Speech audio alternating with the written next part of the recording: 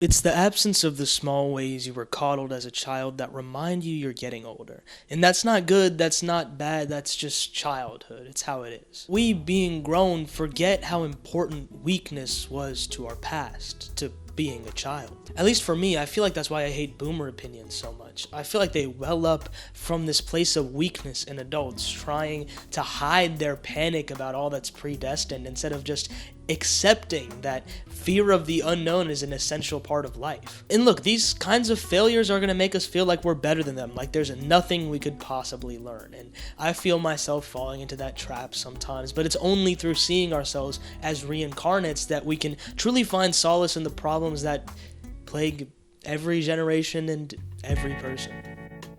Is some jerk making your life miserable? Miserable.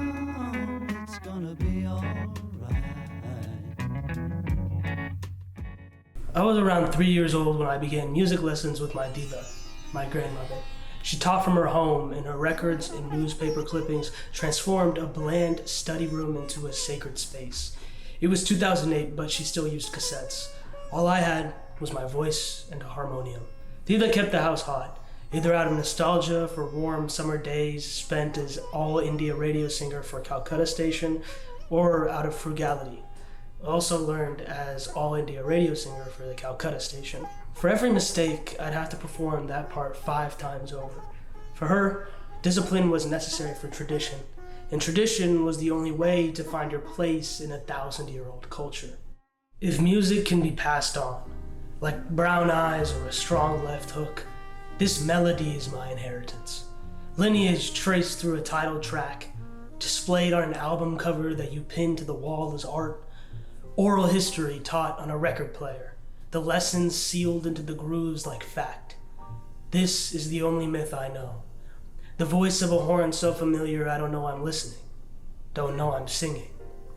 Songs without lyrics can still be sung. Around my 12th birthday, Dida began helping me learn how to sing with a backing track, without a harmonium. I spent months listening to 2 songs that were now played on CDs. Mera Data Ke Darbar Mein and E Malik Tere Bande Hum were drilled into my mind Saturday afternoon after Saturday afternoon. At the same time, my voice was also going through the cracks of puberty, and I began to hate singing as it represented so many changes. I lashed out, so Dida eventually relented and I stopped daily music practice. Part of me thought this was a short break, even if I wanted it to be longer. But suddenly, things changed. Her health declined. She stopped teaching her regular students, and soon enough, she stopped teaching her own grandchildren. There was soon a painful and stark contrast between the Dida that was and the Dida that came to be. A few years went by before she died comfortably in her own home, in the couch she always sat in, surrounded by her husband of 40 years, her caregiver of 3, her daughter, and 2 of her grandchildren. After she passed, my grandfather reflected that she had already been gone from the day she stopped teaching music. But the music will remain. The timeless notes of jazz, too personal to play out loud, stay locked in the rhythm of my childhood. Memories fading like the words of a lullaby come to life in a saxophone's blow. They lie when they say music is universal. This is my song.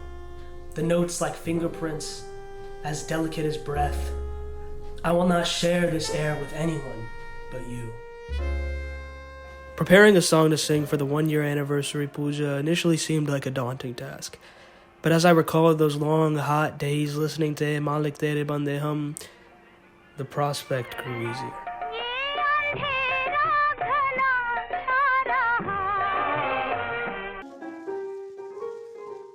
James Baldwin wrote, "You think your pain and your heartbreak are unprecedented in the history of the world, but then you read. It was books that taught me that the things that tormented me the most were the very things that connected me with all the people who were alive, who had ever been alive. You have to connect with the past, that which you inherit, as well as your own childhood, to conquer your toughest struggles. That's only through art and literature, through conversation. We as a generation are growing further anti-art, and that's a boomer take I will stand by." Some stupidity. get me the girl or the money. So, okay, you don't want to meet me? Okay, here, 2 million. Most people going into spirituality is a complaint. To complain. Yeah. They complain, I don't like I it. thought it would be better than this. Yeah. Don't stop complaining. It won't show you her face, you know. This is what Shakti Devi is about. You have to say, I am willing to see.